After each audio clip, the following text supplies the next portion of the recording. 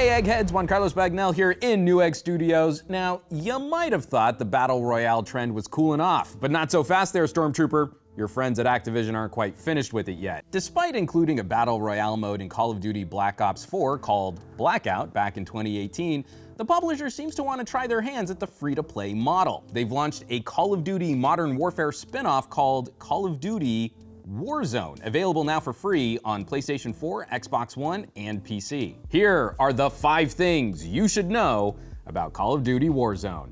Number 1.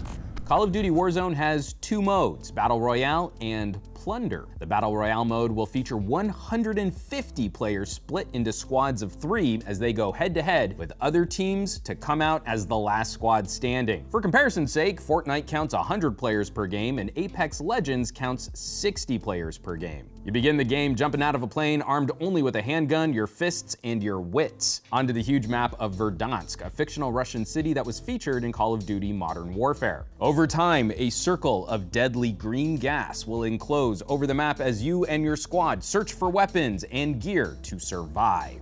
While the Plunder game mode has a similar setup, the goal here is to find and earn as much cash as possible. You can find cash hidden in buildings and chests all over the map, as well as earn cash by killing enemies and picking up their loot. There's also in-game contracts that, if you fulfill, can earn you a nice chunk of change. Number 2.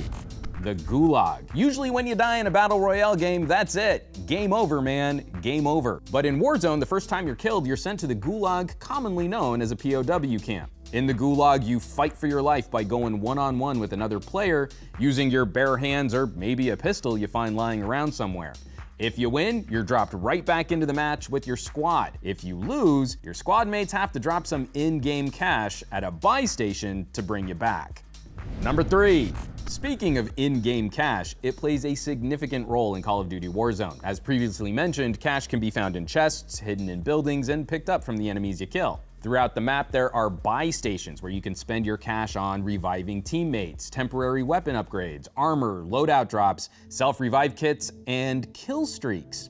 Yes, you can buy kill streaks. And boy, that cluster or precision strike while the circle of green gas gets smaller, that can be devastating. Number 4, microtransactions. Call of Duty Warzone is a standalone free-to-play game, so of course there are microtransactions. Luckily, the microtransaction system in the game is strictly cosmetic at the moment and not pay to win.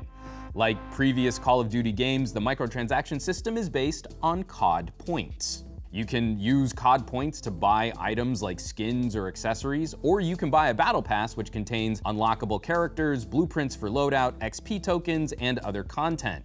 You can purchase COD points for real money, starting at $1.99 for 200 COD points, up to $99.99 for 13,000 COD points.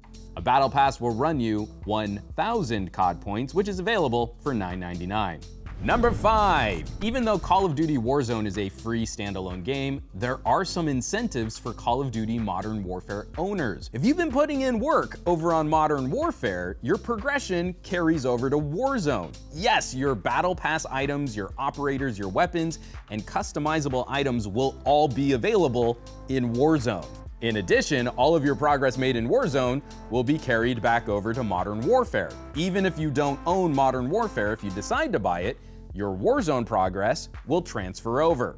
And a bonus point, Call of Duty Warzone features cross-play across Xbox One, PlayStation 4, and PC, where we know the PC players are probably gonna run court.